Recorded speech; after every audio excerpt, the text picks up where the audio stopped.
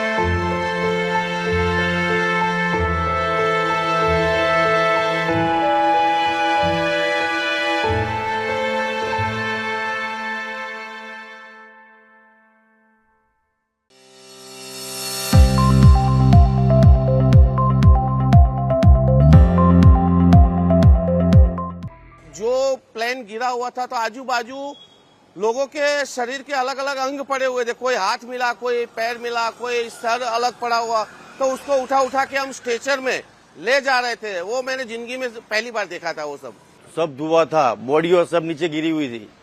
वो प्लेन के पीछे का भाग ऊपर था, वहाँ भी बॉडी, वहाँ ऊपर हॉस्टल थी, वहाँ मेस में सब डॉक्टर खाने आए थे, सब उनको भी ले लिया था जपेट में सबने। वो सब बॉडी निकालते निकालते आंख में आंसू हो गए थे हमारे। उसमें 2-3 बच्चे थे छोटे।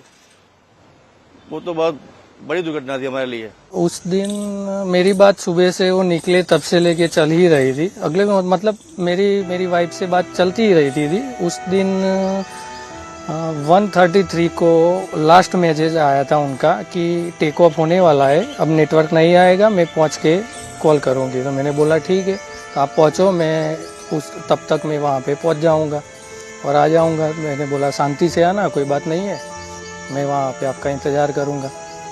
तो उस टाइम में एक 1:33 को मेरी बात हुई, फिर 1:39 को मेरी सिस्टर का कॉल आया कि भाई जो मेरी वाइफ जिस प्लेन में आ रही थी, तो उस प्लेन में का मतलब क्रैश हो गया है। तो उस टाइम मुझे लगा कि 5-10 मिनट में तो रनवे पे होगा, तो माइनर होता होगा, शायद नॉर्मली होगा जो होगा वो। सोचा तो नहीं था कि भाई इस तरह से पूरा इतना बड़ा हादसा होने वाला है। उस दिन हमको मेरी वाइफ की बॉडी 9 दिन के बाद मिली थी हमको। 8 या 9 दिन हुए थे। तो उस टाइम पे तो हमने सिविल के अंदर सुबह के से लेके शाम तक वही इंक्वायरी करते रहो, क्या हुआ क्या हुआ क्या हुआ, बस वही चल रहा था उस टाइम पे। तो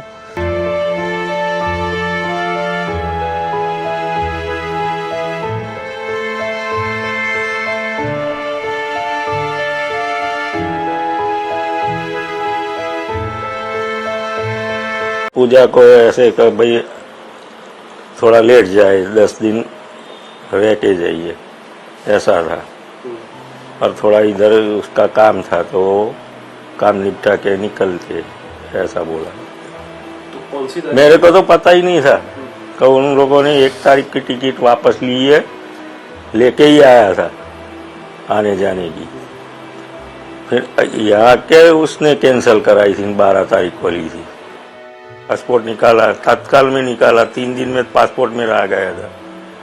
तो पूजा बोली कि अभी पापा 1-2 महीना बाद में मेरे पास ही आ जाने का है तुमको।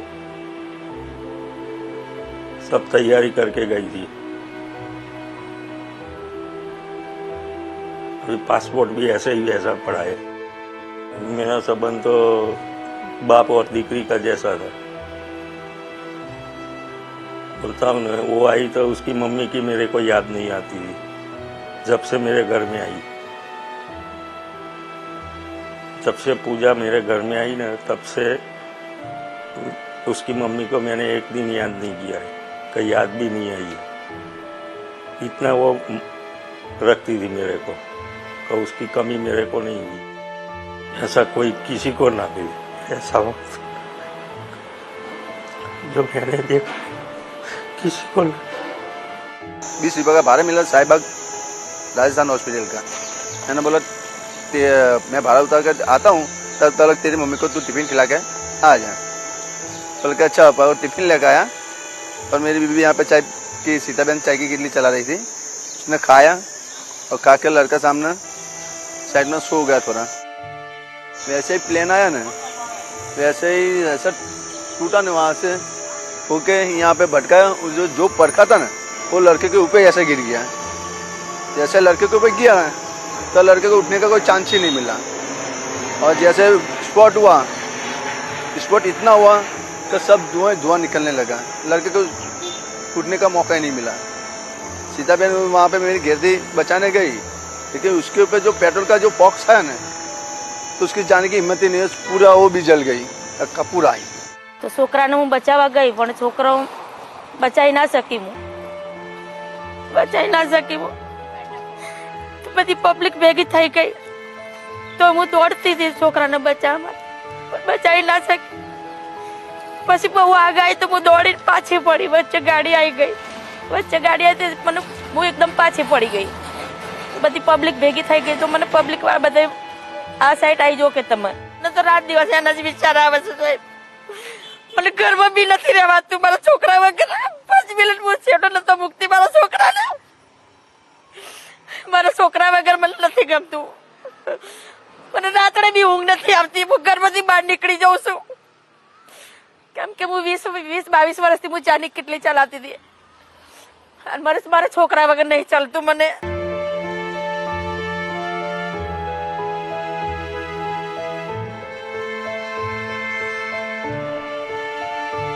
लेकिन हम कैसे ले रहे हैं? मेरा बेटा तो वहाँ था नहीं, और बोला कि ले जाओ।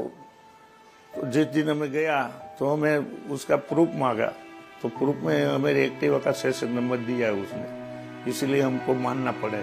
हमें ऐसा ही लगता था कि शूटिंग के काम ने वो बाहर गए, 3-4 महीना हो गया, 5 महीना। बाकी अभी ऐसे दिल में नहीं लग रहा कि वो एक्सीडेंट में गुजर गए। जो भी प्रॉब्लम होती है उसको हम बात शेयर करते, लेकिन अभी याद बन के सिर्फ रह गई है। રવિશંકરે મિટિંગમાં ગયો, ત્યાંથી ઘરે આવતા ભેખાણીનગર છેલ્લું લોકેશન આનું બતાવતા અમે 7 દિવસ એને ગોઈતો તો એ મળ્યો નહીં બોલ કહું મારે મરી જાવ, એના આત્માને શાંતિ આપશે નહીં સાહેબ બોલાય મારશે। जो आजू बाजू वाले लोग थे वो मदद में भी थे और टेंशन में भी थे, क्या हुआ और ये आग कहाँ तक फैलेगी। यादें तो मतलब कभी रोना आ जाता है ये इतनी सारी बड़े एक साथ देख के। उनके घर पे क्या बीतती होगी सबके। हमने हमारा पूरा काम किया लेकिन हम किसी को बचा नहीं सके। जैसे ये क्रैश हुआ, विदिन 2 मिनट्स कहीं कंट्रोल से फ़ोन आया कि ऐसा क्रैश हुआ है, तो मैं इमीडिएटली यहाँ से निकल गया एंड विदिन अराउंड 10-15 मिनट्स में वहाँ पहुँच गया। 2 बजे से पहले मैं वहाँ पहुँच गया। मेरे पहुँचने से पहले ही वहाँ पुलिस हमारी ऑलरेडी पहुँची हुई थी, फायर ब्रिगेड वगैरह सब वहाँ पे थे और बहुत ही पेनफुल सीन था। मतलब लोगों की डेड बॉडीज, बर्न बॉडीज़ को निकाल रहे थे। विदिन हाफ एन आवर हमने काफ़ी मोर देन 500 पुलिसमैन मोबिलाइज किए, जो फायर ब्रिगेड और एम्बुलेंसेस के लिए ग्रीन कॉरिडोर्स एस्टैब्लिश किए। उनका प्रेम, उनकी संवेदना तो हमारे साथ है ही, और आज भी लोग प्रेम से हमारे पास आते हैं, हमें याद करते हैं और पापा के प्रति अपनी रिस्पेक्ट्स पे करते हैं।